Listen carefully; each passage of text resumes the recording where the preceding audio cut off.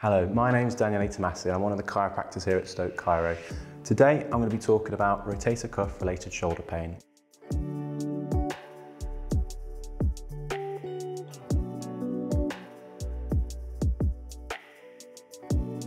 Today we'll be breaking it down into kind of what the most common areas where we see and have pain around the shoulder, some exercises to approach and which can be quite useful for helping to strengthen those areas, and finally some kind of disclaimer and advice at the end.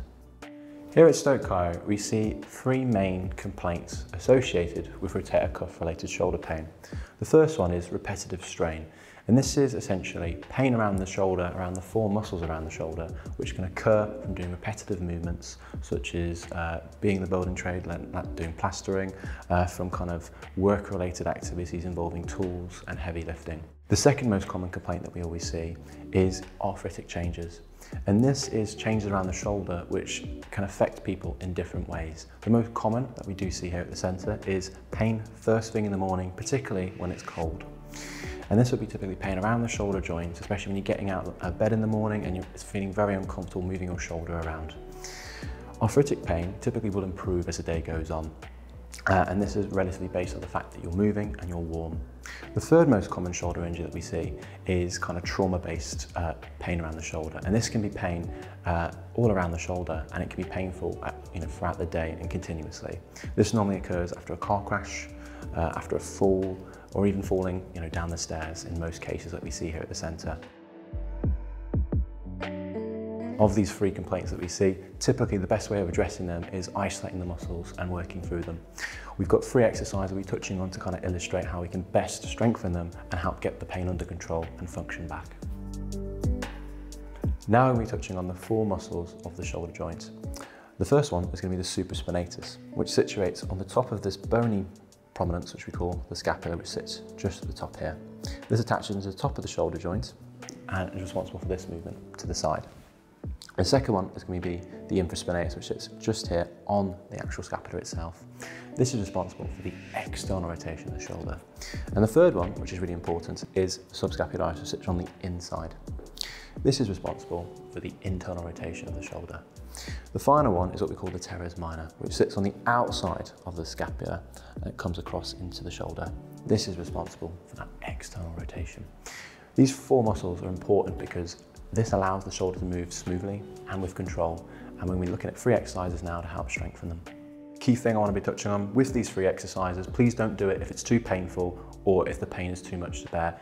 Please avoid these exercises if the pain is too severe. The first one I'm going to be touching on is what we call shoulder internal rotation. So as you can see here, we're going to have the shoulder tucked in, we're going to have the elbow tucked into the side, and we're going to be holding onto a rubber band here, and we're going to be rotating the arm inwards for the count of 5 seconds before slowly rotating backwards. Okay, and we're aiming for about 5-second holds in this turned in position, aiming for 10 repetitions throughout. What's really, really important in this early stages is being nice and slow and controlled to slowly build up the muscle and make sure the muscle's working.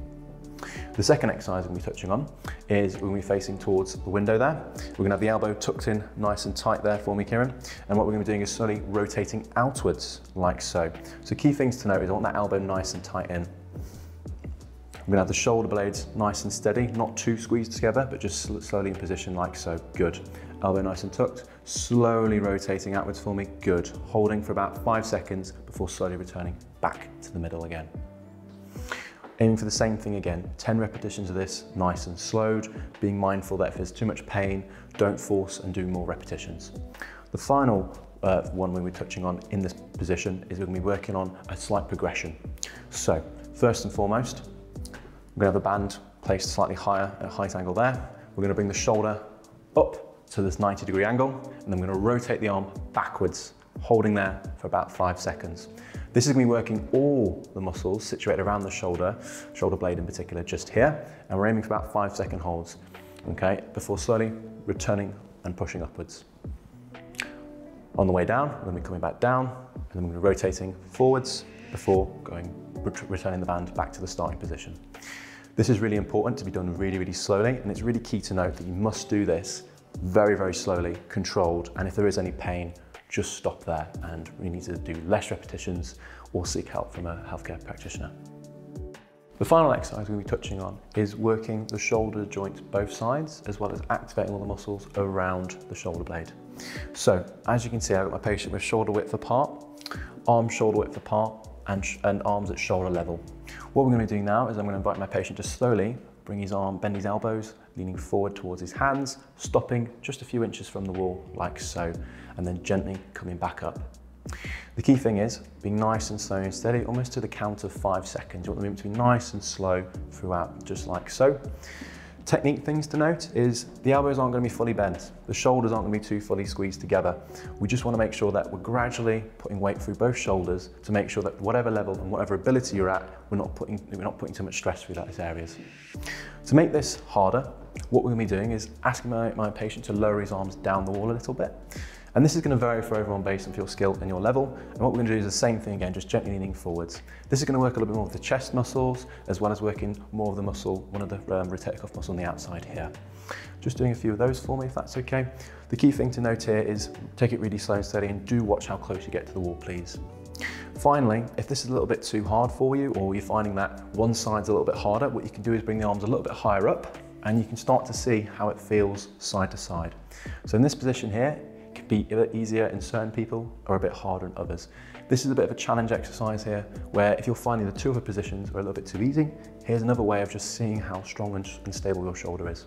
Based off the exercise we've gone through today and all the advice we've given, with this, if the pain is still persisting longer than kind of 3 to 4 weeks, I'd really advise reaching out to a healthcare practitioner to really look at other ways to address and build a comprehensive plan for how to fix your shoulder pain.